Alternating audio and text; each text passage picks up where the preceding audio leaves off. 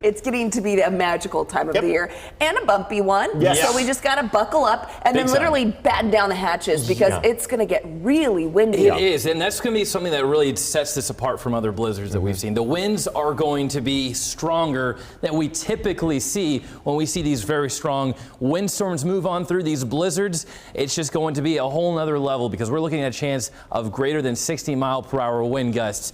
Not the story as of right now. Still damp on your morning drive, but breaking it down, you'll need the rain gear throughout the day today. Winds and snow chances will be climbing as we go throughout the overnight hours, and then blizzard conditions as we go throughout tonight into Wednesday morning and even going into parts of Wednesday afternoon. As of right now, these showers, we saw a little bit of these light sprinkles over the metro. That's starting to wind down just a little bit. But zooming out, you can tell still off to the north of the metro, still a band of some very light showers. Could be leading to some sprinkles on your morning drive. Focusing to the south, more moisture, more rainfall will be moving in from that direction as we go later morning into the afternoon. This is 10 o'clock. A lot of those scattered showers already making their way south of I-80 and then pushing into the I-80 corridor and even all the way up to Highway 20 by the lunchtime hour. This is 12 o'clock.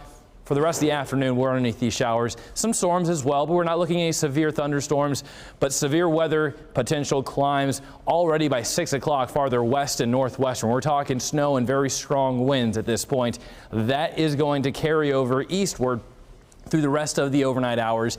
10 o'clock is when here in the metro around Des Moines and even along I-35 is where we're going to be looking at this to switch over to snowfall, and especially around and after midnight, continuing with very strong winds and continuing with the snow by 4 a.m. tomorrow morning. Then after that, it starts to break apart. However, once the snow stops, you won't be able to tell. The wind is still going to be whipping around the snow, blowing snow. Widespread blizzard conditions over a good portion of the state will be expected.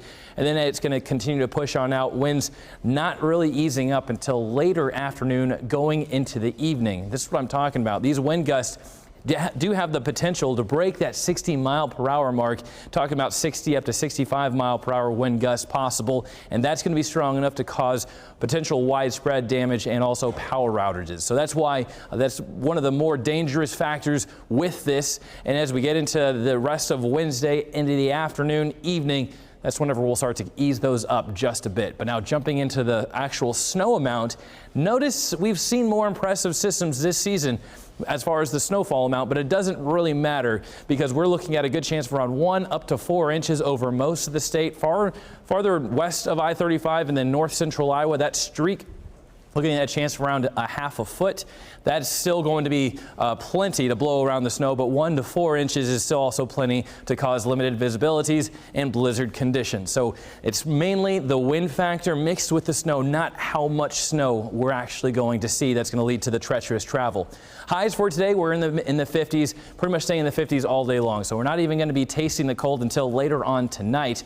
That's when those winds bring down that Arctic air, switching that rain into snow. Blizzard warnings go into effect overnight tonight through all of Wednesday morning. Then they expire Wednesday afternoon, catching a break on Thursday, much needed before another round of snow moves in Thursday night into Friday.